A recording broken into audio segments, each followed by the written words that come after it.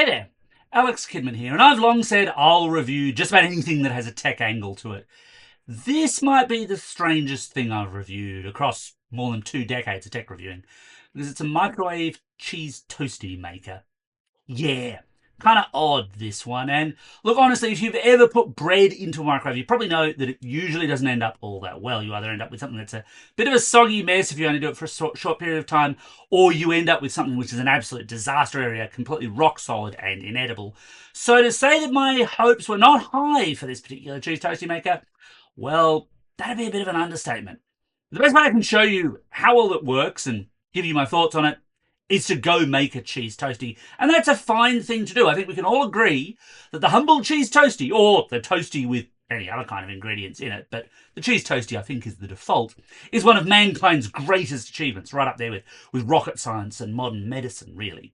So let's go make that toasty. So as a toasty maker, this is a really very simple thing. I mean, it kind of calls back to your classic actually put them over a fire style toasty makers, because it's basically just this red rubber enclosure and then a pair of aluminium grill plates. Now, you can take these fully out with a little bit of force, and these are dishwasher suitable for cleaning afterwards. I've actually noticed that they do get a little bit grubby, especially if you have stuff that kind of flows in these little gaps and behind after each toasty.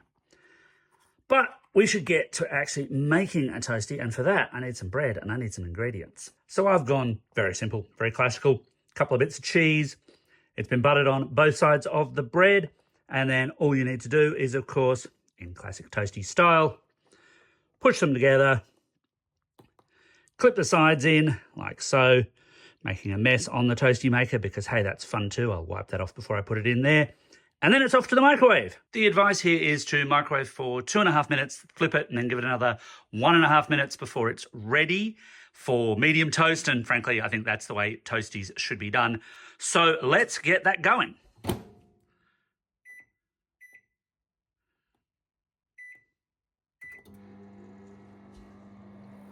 I'm not going to make you watch the clock the whole time. Let's jump forward in time.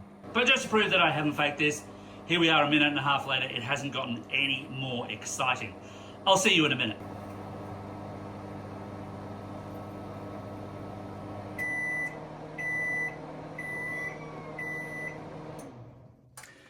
Okay, so that's our 2.5 minutes. It now wants us to flip it. However, oven gloves, an absolute necessity, because you might not be able to see it. There's quite a bit of steam coming off this little puppy, and I can actually see that the cheese is melting in there, and this thing is nuclear hot. I mean, it's a toaster. You'd kind of expect that.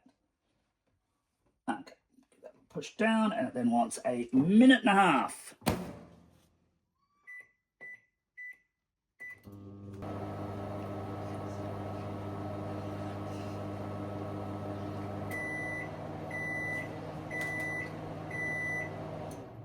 My toasty is ready, but what's happened to it in the meantime? Let's find out.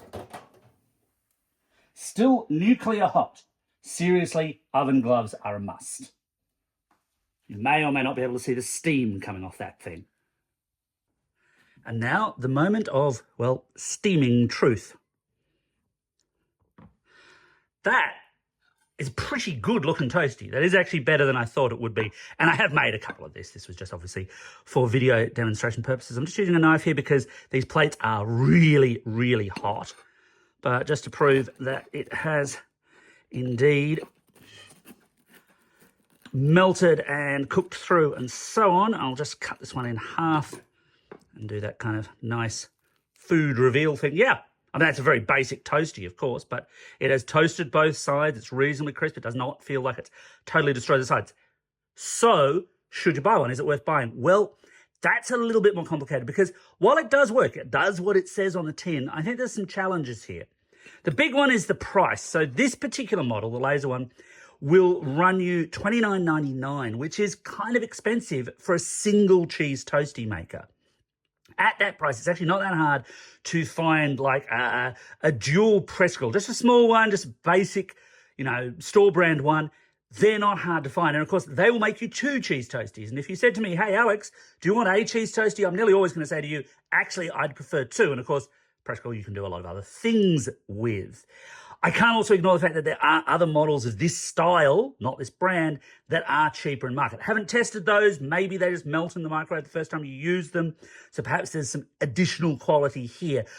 But I do think this is a slightly hard buy. I guess if you live by yourself and you only ever want one cheese toastie and the only thing you've got access to for cooking is a microwave, then yes, this will do what it says for a price, but I think you can probably get more cheese toasties for about the same price.